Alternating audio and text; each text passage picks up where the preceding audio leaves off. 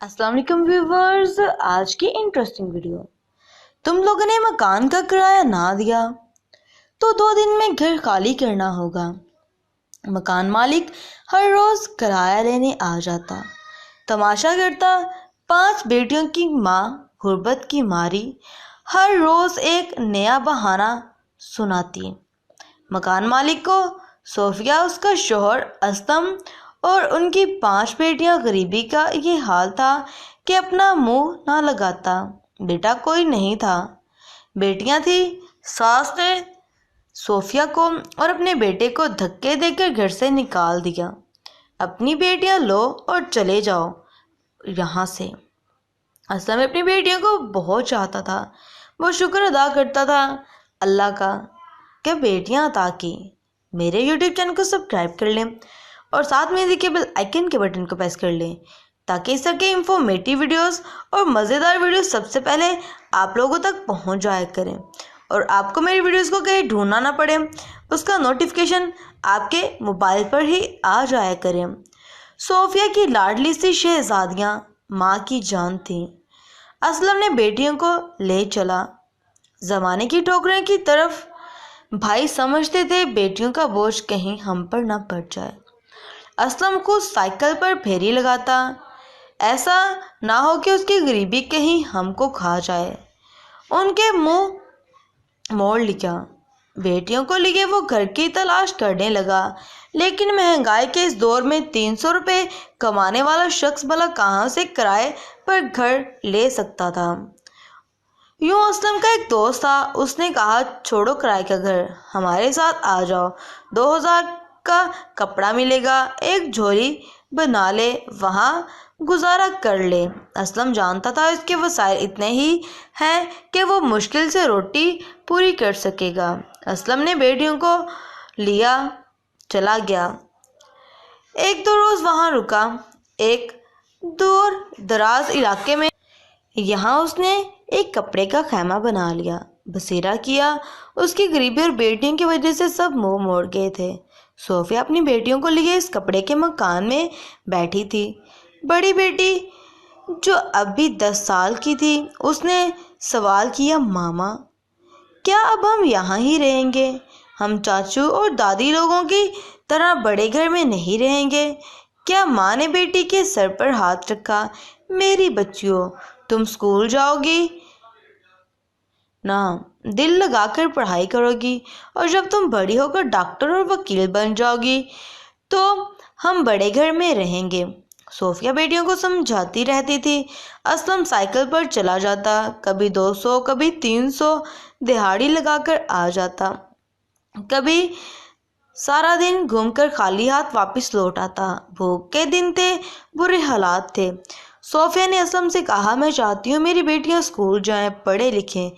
اسلم نے صوفیہ کی آنکھوں میں دیکھا، کہتی تم تو ٹھیک کہتی ہو، لیکن پیسے کہاں سے آئیں گے؟ صوفیہ نے آسمان کی طرف دیکھا۔ اسلم، اللہ نے اگر بیٹیاں دی ہیں تو مدد بھی وہی ہماری کرے گا اور وہی ہماری بیٹیوں کو سنبھالے گا اور پالے گا بھی، تو اس نے اس کا رزق بھی ساتھ بھیجا ہے۔ تم ہمت سے کام لو بس۔ اسلم راضی ہو گیا۔ بڑی تینوں بیٹیوں کے پاس کے ایک گورنمنٹ اسکول میں داخلہ کروا دیا، یونیفارم لے کر دیا، کتابیں بیگ لا کر دیے۔ بیٹیوں کو پڑھنے کا بہت شوق تھا، پیدل چل کر جاتی تھیں۔ 400 کلومیٹر دور تھا، پیدل چڑھنا پڑتا تھا، کوئی رکشہ یا گاڑی لگوا لیتے۔ بڑی بیٹی سعدیہ بہت سمجھدار تھی، قرآن کی حافظہ تھی، اس لیے وہ اپنی بیٹیوں کو دین کی تعلیم بھی دیا کرتی تھی۔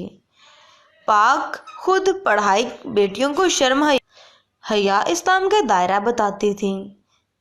کوئی ٹیوشن نہیں، کوئی ایکسٹرا کلاس نہیں تھی، دل لگا کر پڑھنے لگی، وقت گزر جاتا تھا۔ اسلم نے سائیکل سے ایک ریڑھی بنا لی، گھر میں ایک بھینس رکھ لی۔ صوفیہ بھینس کو چارہ ڈالتی، اس کا دودھ نکالتی، دودھ بیچتی۔ زندگی ایسے مقام پہ تھی جہاں شاید کوئی جانور بھی رینگنا گوارا نہ کرتا۔ بارش ہو رہی تھی، طوفانی بارش تھی، کپڑے سارے خراب ہو گئے تھے، برداشت کے باہر تھا سب۔ پانی ٹپکنے لگا، سب کچھ ہی گیلا ہو گیا۔ بیٹیاں بڑے بڑے گھروں کو دیکھ رہی تھی، دل میں ہزاروں سوالات تھے۔ کیوں یا خدا ہمیں ایسی زندگی عطا کی؟ 2 دن تک بارش رہی، کھانا بنانے کو جگہ نہ تھی، اسلم پھیری لگانے جا سکا۔ 2 دن تک وہ بھوکے رہے، بھینس کا دودھ نکالتے، اسے پی کر گزارا کر لیتے۔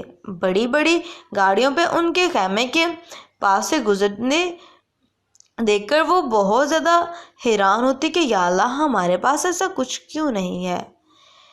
سمو نے پکوڑے کھانے کچھ برگرز کی طرف چل دیے۔ لوگ بارش انجوائے کر رہے تھے، لیکن صوفیہ اسلم ان بیٹیوں کی بھوک سے بلک رہے تھے۔ آسمان کی طرف دیکھتے ہوئے بولے، یا اللہ رحم کر ہم پہ، ہم بے سہارا لوگوں کا بھرم رکھ لے، ہماری طاقت سے زیادہ ہم پر بوجھ نہ ڈال۔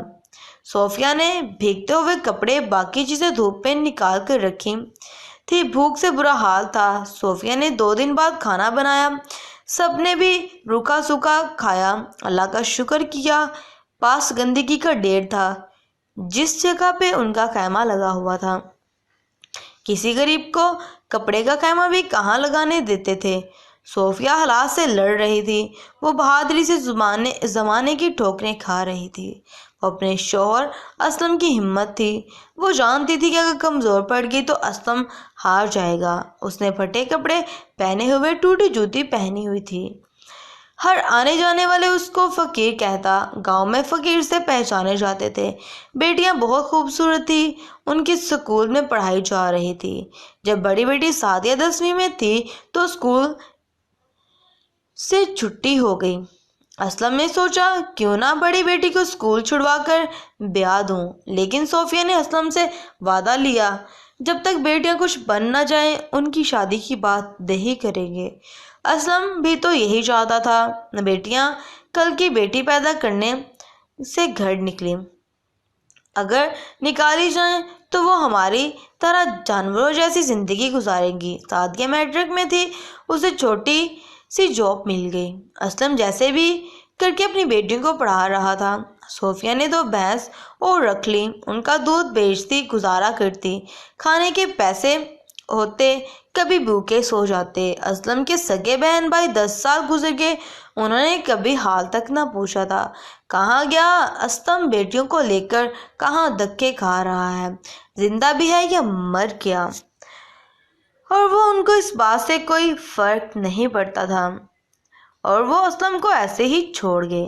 بیٹیوں کی محبت میں ہاتھ میں جھاڑو لیے وہ گندگی سے بھری نالیاں صاف کرتا پھرتا، پھیری پہ بھی جاتا، چند پیسے آنے لگے، وہ تھک ہار جاتا تھا، لیکن صوفیہ اس کی ہمت نہ ٹوٹنے دیتی۔ گاؤں والوں نے ان کو ایک گھر دیا، یہاں وہ مفت میں رہ سکتے تھے۔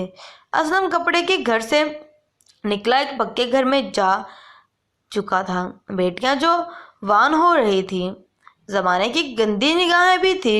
اب اسلم جیسے پورے گاؤں کا نوکر تھا، کسی کا کوئی کام ہوتا اسلم کو بلوا لیتے، وہ اسلم سے خاک ہو گیا تھا۔ یہاں گھر سے بھاگ کر شادی کر رہی تھی، وہاں اسلم کی 5ویں بیٹیاں اسلام کی سچی بیٹیاں بن کر ابھر رہی تھی۔ ان کی آنکھوں میں حیا تھی، غریب تھی لیکن نماز کی پابند تھی۔ سب یہی فجر کی نماز میں اٹھ جاتی تھی، نماز ادا کرتی تھی، پھر سب بہت مل کر قرآن کی تلاوت کرتی، ماں کے ساتھ ناشتہ تیار کرواتی، پھر اسکول کی تیاری کرتی۔ بڑی بیٹی سعدیہ کالج میں جاتی تھی، گاؤں سے دوسری لڑکیاں بھی جایا کرتی تھی، سعدیہ بھی ساتھ چلی جاتی۔ چھوٹی بیٹی 10ویں جماعت میں تھی۔ اسلم بہت خوش تھا کہ اس کی بیٹیوں کا غرور ہے۔ رات کو بیٹھی پڑھائی کر رہی تھی، سب سے چھوٹی بیٹی کلثوم بڑی بہن کے پاس آ کر بیٹھ گئی۔ آپی، ٹیچر کہہ رہی تھی کہ سائنس میں ایڈمیشن لینا ہے، آپ کو ٹیچر بلا رہی تھی اسکول۔ سعدیہ نے کہا ٹھیک ہے، میں کل کالج سے چھٹی کر کے تمہارے اسکول جاؤں گی۔ سعدیہ اسکول کی ٹیچر بہت خوش تھی، بتا رہی تھی کہ آپ کی بہن پڑھائی میں بہت اچھی ہے، چاہتی ہے کہ بیالوجی میں ایڈمیشن لے لیں، اس کو ٹیوشن پڑھانا ہوگی، اگر آپ گھر پڑھائیں تو ٹھیک نہیں۔ اب ساری بیٹیاں پڑھ لکھ کر اپنے مقام پر پہنچ گئی تھی۔ چھوٹی وکالت کے بعد ایک جج کی بیوی بنی، اس سے چھوٹی بہت ہی خوبصورت تھی، بریگیڈیئر کی ہم سفر، اور سب سے چھوٹی ایک ڈاکٹر کی ہم سفر۔ اب بیٹیاں بڑی گاڑیوں میں گھومتی تھیں، بڑے بڑے گھر تھے۔ ہاں، جب اسلم کے بھائی بہنوں کو پتہ چلا تھا اسلم کی بیٹیاں کامیاب ہو گئی ہیں اور وہ بڑے بڑے لوگوں کے ساتھ رہتی ہیں، تو اسلم کے بھائی آئے، ہاتھ سے معافی جوڑ کر معافی مانگنے لگے۔